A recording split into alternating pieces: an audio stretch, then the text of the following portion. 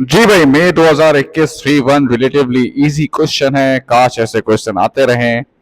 तो भाई पहले देखते हैं क्या है। एक मशीन उन्होंने खरीदी है 2,20,000 की और यूजफुल लाइफ है 4 ईयर्स, स्क्रैप वैल्यू है 0। और इसने आपको इनफ्लोज और आउटफ्लोज जो है वो निकाल के दिए हैं। ठीक है। तो सबसे पहले वो कह रहा है ARR। ARR का फॉर्मूला क्या होता है? ARR का फॉर्मूला होता है average accounting profit upon average investment into 100। तो अब मुझे पहले साल की इनफ्लो दिया हुआ है। इनफ्लो में से जब मैं आउटफ्लो को माइनस करूंगा तो मेरे पास नेट कैश फ्लो आ जाएगा। यानी कि 1 लाख में से 36,000 को माइनस करूंगा तो 64,000 आ जाएगा पहले साल का। 132,000 में से 50 को माइनस करूंगा तो आ जाएगा 82,000। तीसरे साल का क्या है? 160 माइनस 68 तो ये आ जाएगा आपके पास 92,000। और 92 माइनस 50 तो ये आ जाएगा आपके पास 42,000। तो जब मैं चारों साल को प्लस करूंगा तो मेरे पास 2,80,000 जो है वो 4 सालों का प्रॉफिट आ जाएगा। और मुझे क्या चाहिए? मुझे चाहिए एवरेज। एवरेज कैसे निकलेगा? जब आप ये 4 सालों का प्रॉफिट है तो डिवाइड बाय 4 करेंगे तो 1 साल का आपके पास एवरेज प्रॉफिट आ जाएगा 70,000। लेकिन मुझे चाहिए अकाउंटिंग प्रॉफिट। तो हम इसमें से क्या माइनस करेंगे? डेप्रिसिएशन, क्योंकि डेप्रिसिएशन एक अकाउंटिंग टर्मिनोलॉजी है। उसका फॉर्मूला क्या होता है भाई? कॉस्ट डिवाइडेड बाय जो आपकी कितनी एस्टिमेटेड लाइफ है, ये लिखी हुई 4 ईयर्स।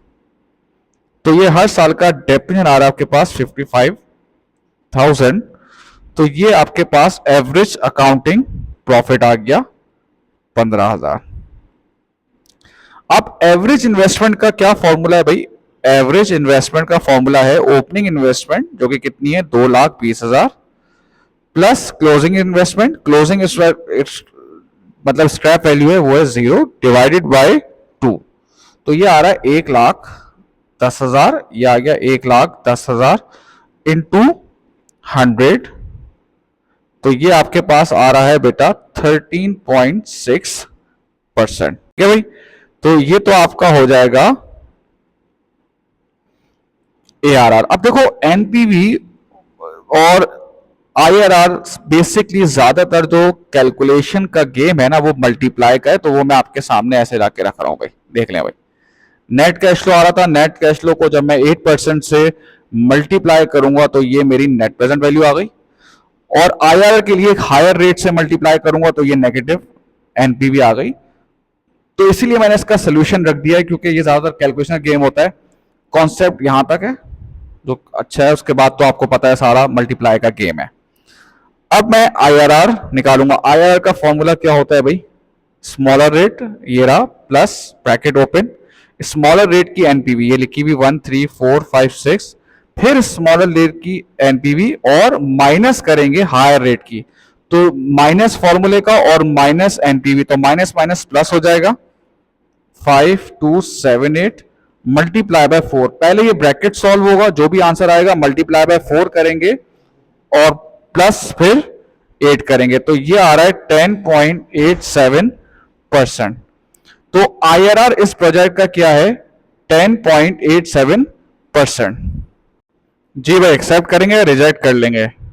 शॉर्ट फॉर्म बना दो भाई इस तरह से। आपको पता है ना कॉस्ट ऑफ कैपिटल जितना बढ़ता है उतनी एनपीवी कम होती रहती है। अब देखो जैसे हमारे पास एनपीवी 8% पे दी हुई है ना, कितनी दी हुई है? 8% पे मुझे दी हुई है पॉजिटिव, यहां पर आएगा समझे 1, 3, 4, 5, 6।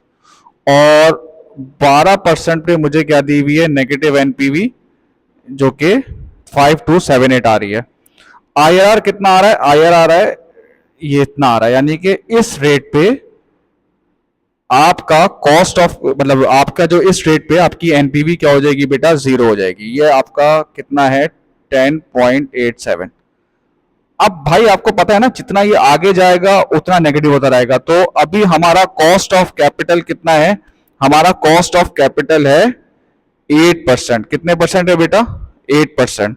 तो हमें इस प्रोजेक्ट को एक्सेप्ट कर लेना चाहिए, क्योंकि 8% जाहिर सी बात है इसके ऊपर आ रहा होगा।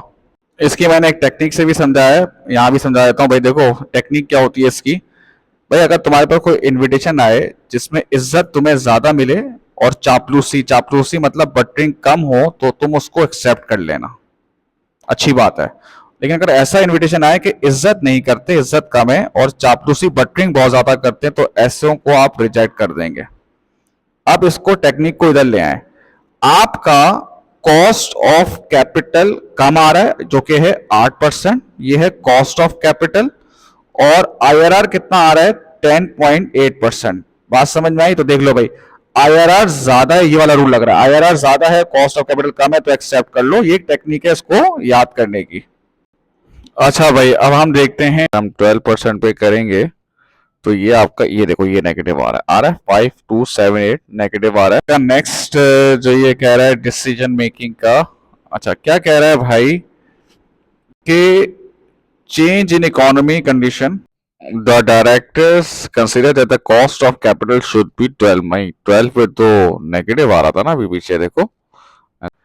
तो क्या ये करना चाहिए? नहीं। फिर आप एडवाइस करेंगे कि क्या इसकी एनपीवी जीरो आ जाएगी तो फिर हमें इस मशीन को नहीं खरीदना चाहिए। अब जो असल सवाल है ना, मैं कहता हूं अच्छा सीखने वाला, वो ई है 5 मार्क्स का। क्या कह रहा है कि भाई the directors also consider that the negative impact from the increase of cost of capital can be offset by increasing the revenue. उसने एक बात की है कि ये जो नेगेटिव इम्पैक्ट है वो हम उसको ऑफसेट कर सकते हैं। कैसे?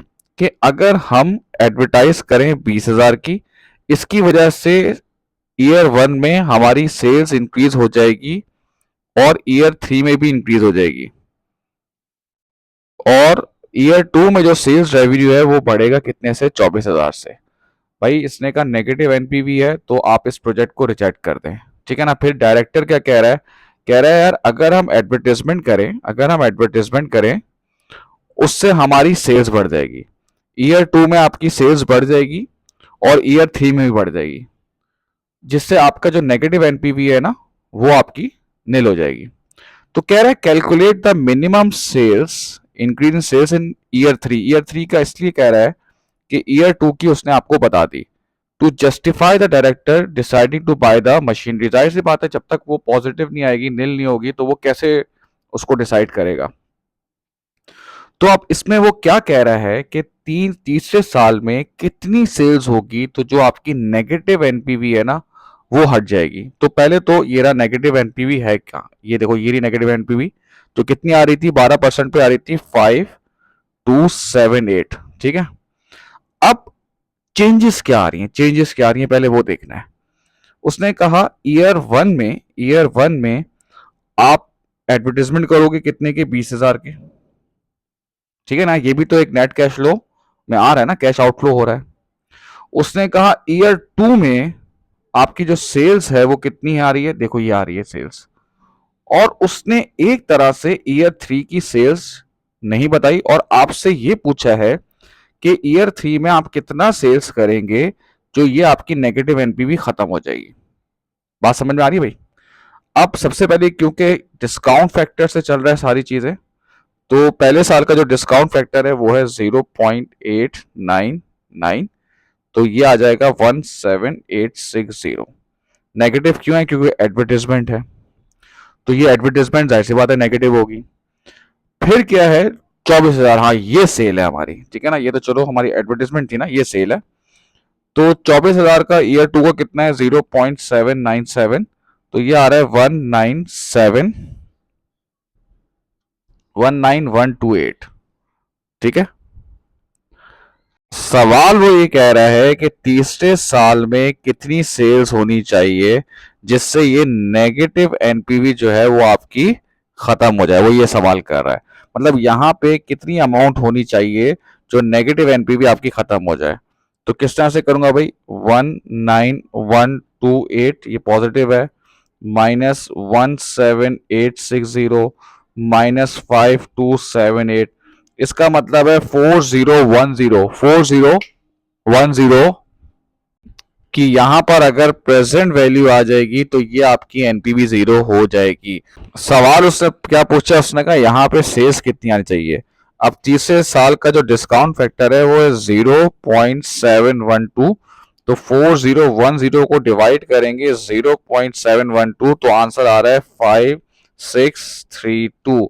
इतने की सेल हो जाएगी तो आपकी नेगेटिव एनपीवी क्या हो जाएगी, खत्म हो जाएगी। जैसे कि आपकी ओरिजिनल, अब इसको एक और तरीके से बता रहा हूं भाई, ओरिजिनल आपकी एनपीवी कितनी है 5278, इज दैट राइट, ये खत्म करनी है।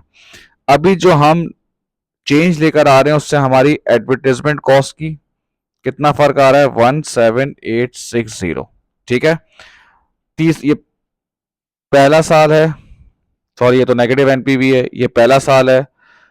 दूसरे साल में कितनी आ रही है सेल्स, 19128। और तीसरे साल में हमारी कितनी सेल्स की एनपीवी आ रही है, 4010। ठीक है, तो अब आप इन सबको करेंगे तो आप देखिएगा ये आंसर आपकी नेगेटिव जो एनपीवी है वो 0 आ जाएगी। ठीक है बेटा।